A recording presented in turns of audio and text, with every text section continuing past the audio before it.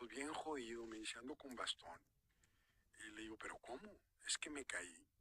Y me caí me pegué en la cadera, pero no me la quebré, y que el hombro, y que la chingada. Y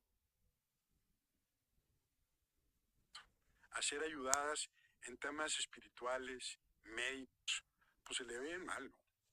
Entonces yo le digo, oye, no has considerado terapia o buscar, y me contesta, no, Horacio, fíjate que no, gracias a Dios, yo todavía no llego a esas cosas.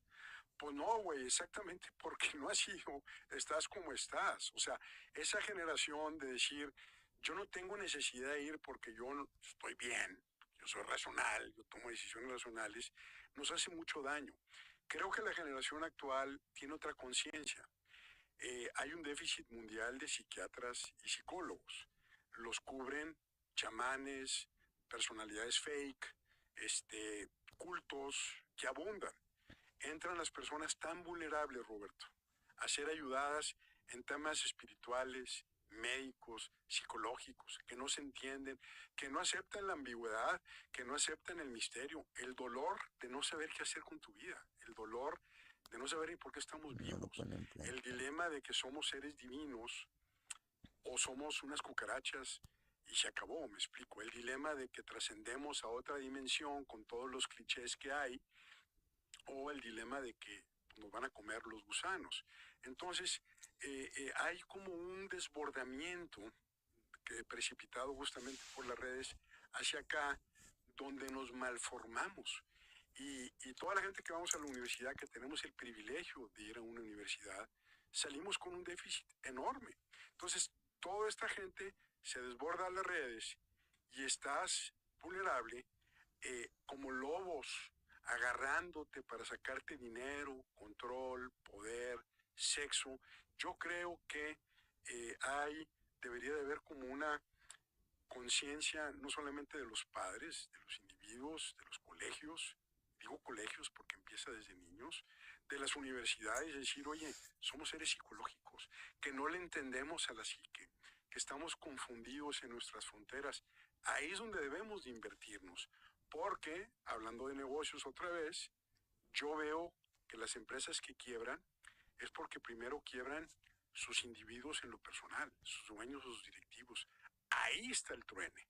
Es como causa y efecto. Y lo veo y tengo muchos años trabajando con empresas y a veces digo, qué pendiente.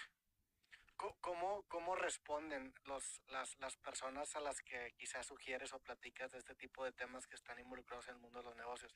Porque mi experiencia platicando con algunos amigos acaba también siendo como un tema de creo que eso me va a quitar el drive, ¿no? Como que ahorita no quiero pensar en esa visión de túnel, todo lo demás se está quemando, pero tengo una meta clara. Si empiezo como que a desmarañar mis interiores, creo que pierdo el drive. O sea, eso es una respuesta que a ti te has tocado. Sí, pues es el susto de verte en el espejo. Es el susto de que te vean como eres. Es el miedo de que tú te veas como eres. Entonces, si yo traigo un drive, ojo, con un vector. You could do a real Squid Game and people would participate, which is like such an insane thing to say. Like we would just do snuff films for game shows now. Lately, we can't seem to get enough of game shows where the losers die. Over the past decade, the Hunger Games became a multi-billion-dollar franchise. Netflix's Squid Game told the story of a world where adults play deadly versions of children's games in the hopes of winning a life-changing amount of money. And Mr. Beast's challenges seem increasingly deadly by the day. Teddy Brown is a prolific freelance writer who just wrote a fantastic review of The Running Man for The New Yorker. If you haven't seen the movie The Running Man, it stars Glenn Powell, and in it, contestants in a game show must survive 30 days while being hunted by professional assassins. Teddy has been studying our obsession with deadly game shows. Today, he joins me to chart the rise of deadly entertainment and talk about what the shifting stakes of game shows reveals about the current state of culture, the national mood, and where entertainment is heading. Hi, Teddy. Welcome. Thanks so much for having me, Taylor. Okay, so today I wanted to talk to you about deadly games in culture.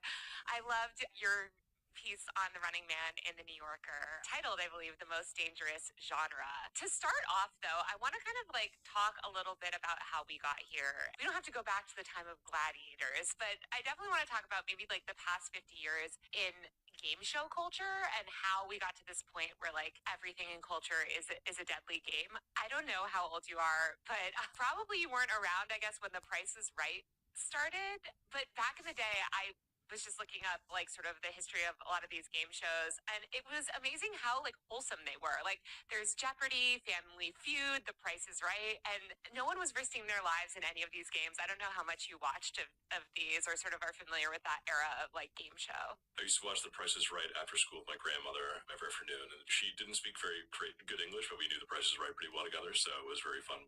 I have great memories of watching game shows with her, but I think you're right, and thank you for not asking me to go back to the Coliseum and Gladiator times. That was like one of the things I got emails from people about, like, what about I'm like, we're not doing gladiators. They're a different thing. But yeah, I mean, game shows are very American. There's a proud tradition sort of in many different countries, but you know, America's sort of the cradle of a lot of these game shows. It really was in the beginning. It's like things like The Price is Right are basically like shopping shows. They're like, you know, we're going to gamify consumerism in a certain way, or sort of figure out how to, you know, sort of make games out of everyday things. You know, the Newlywed Game was about trying to figure out how to gamify, you know, relationships, and Family Feud is about how to gamify family trivia, but also family dynamics, things like that. But then, yeah, once you get into things like, especially one of my favorite shows, The Price is Right, is like literally guessing how much things cost is how you win different prizes. Now it would be so hard with like dynamic pricing and like all the different prices. I feel like it would be harder than it maybe even used to be. You have to figure out what day you're shopping and what the price is going to change to as you're looking at it.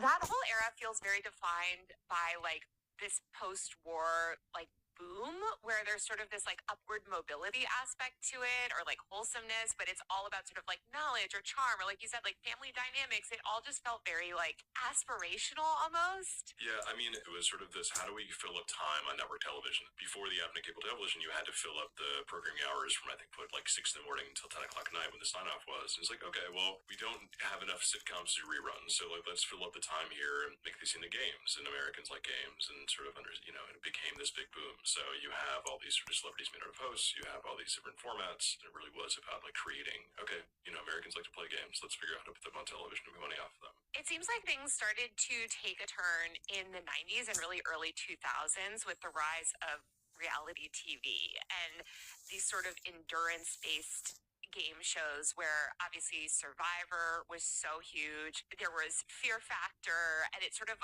brought in a lot of inspiration from Japanese reality shows and game shows as well.